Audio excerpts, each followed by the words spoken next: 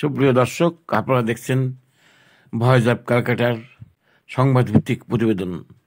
এবার দেখুন বিস্তারিত সংবাদ।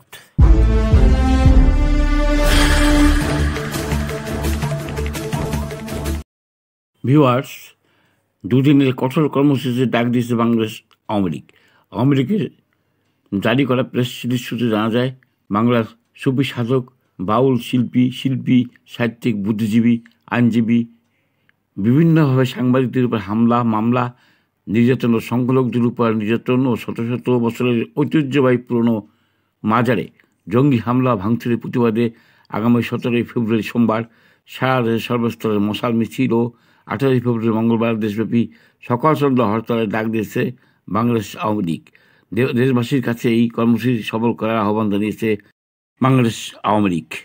Voice of Calcutta. মুক্তিযুদ্ধ বিরোধী, স্বাধীনতা বিরোধী একটি চক্র ডক্টর ইউনূসের নেতৃত্বে রাষ্ট্র দখল করে নেয়।